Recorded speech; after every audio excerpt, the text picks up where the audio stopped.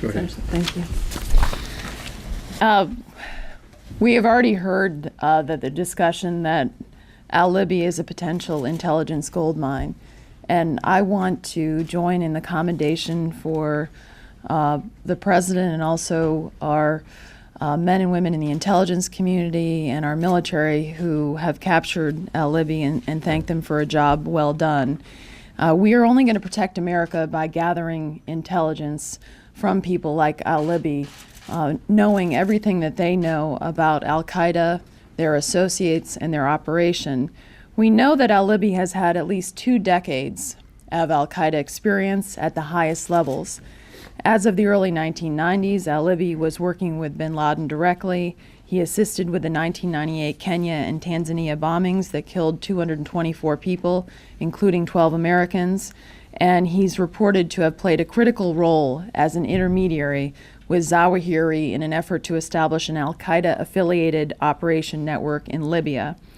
So in order to gather this information, we need to make sure that we aren't immediately reading him his Miranda rights, and obviously once he gets transferred to a civilian setting in the United States, those rights will be read to him.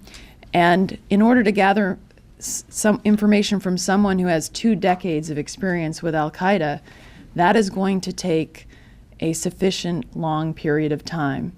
And what we have seen with the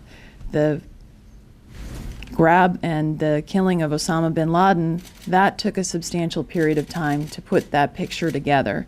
And so we risk losing valuable intelligence when we have a policy right now that takes individuals like al-Libi, who I'm very pleased again that he's been captured, and I hope we are able to capture more members of al-Qaeda that can provide intelligence to protect America.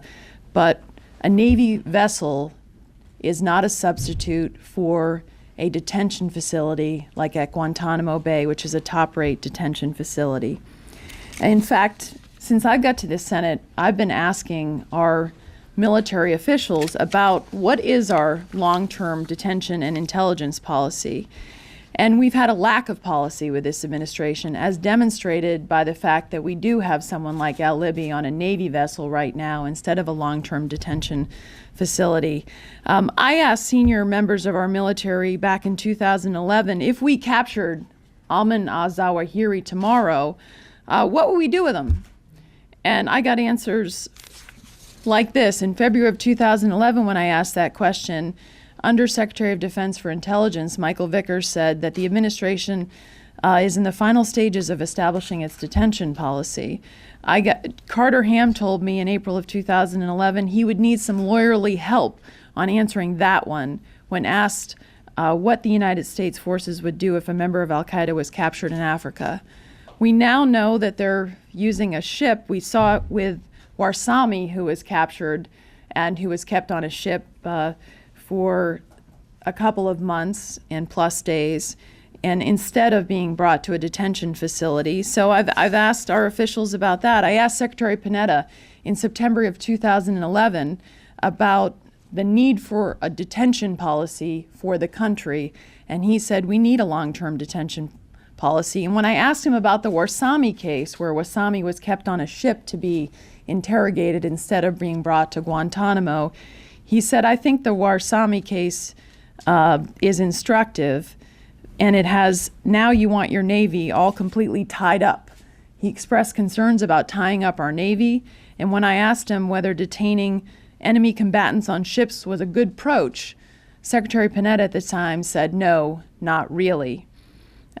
We need to have a long-term detention policy, and the notion that every time we capture somebody like al-Libi, we're going to keep him on a ship instead of bringing him to Guantanamo Bay and making sure that we take the time that our that the Higg team needs to fully interrogate someone like al-Libi to make sure that our country is protected, really puts our national security at risk to put a time frame on an interrogation like this. And so we're calling on the administration to come forward with that detention policy. And I think that the continuing to use Guantanamo as a top-rate detention facility rather than having people on ships makes most sense. But if that's not what they want to do, what is their alternative? Because if we're capturing more of these individuals tomorrow, which I hope happens, we can't continue to keep them on ships for shorter periods of time. We need to make sure that we can protect our country by gathering the maximum amount of information from terrorists like al-Libi.